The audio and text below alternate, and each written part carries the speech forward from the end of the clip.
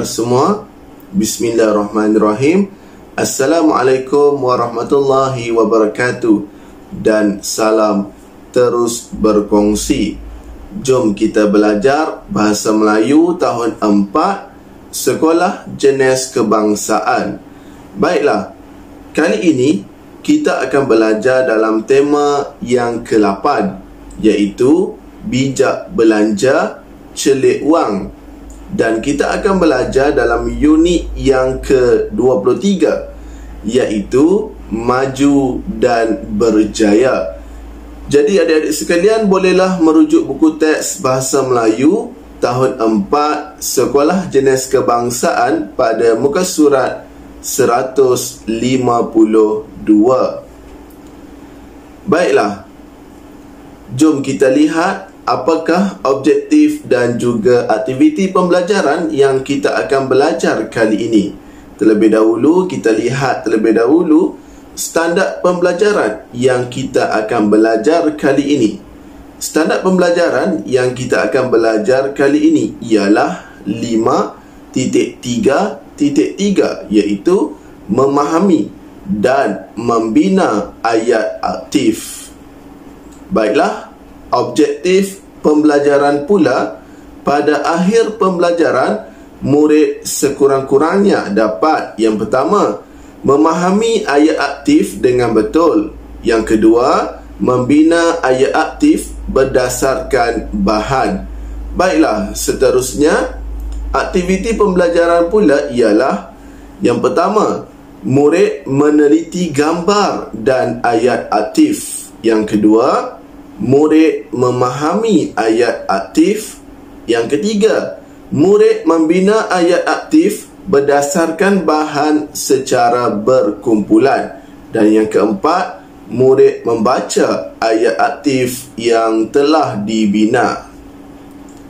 Baiklah, jom kita lihat juga kandungan yang kamu juga boleh rujuk dalam buku teks kamu, iaitu dengan tajuk kecil kita, berniaga dari rumah.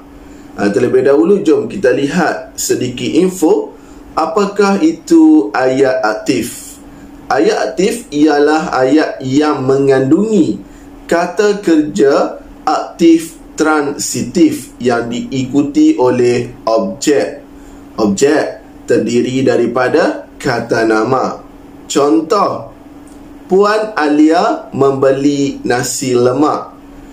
Puan Alia merupakan subjek, manakala membeli kata kerja aktif transitif dan nasi lemak ialah objek. Bermaksud, jika tiada objek, ayat ini dikira tidak lengkap.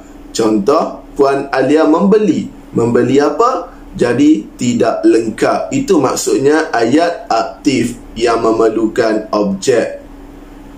Baiklah, seterusnya kita lihat juga ada lagi satu contoh ayat yang cikgu tulis di situ. Ali membeli ikan. Ikan merupakan objek. Kalau tidak ada ikan, ayat itu tidak lengkap. Baiklah, seterusnya kita lihat lebih dekat petikan yang bertajuk berniaga dari rumah. Ibu Najwa mengusahakan perniagaan makanan. Makanan yang diusahakan itu ialah rojak buah. Beliau menjalankan perniagaan secara dalam talian. Perniagaan yang dijalankannya itu ialah perniagaan keluarga. Baiklah, jadi di situ ada satu gambar yang diberi kata kerja membuat. Jadi jom kita cuba bina bersama-sama ayat aktif. Ibu Najwa membuat rojak buah di dapur. Yang kita tahu, rojak buah merupakan objek dalam ayat aktif ini. Baiklah, seterusnya, gambar yang seterusnya diberi perkataan kata kerja memasukkan. Jadi jom kita cuba bina bersama-sama ayat aktif.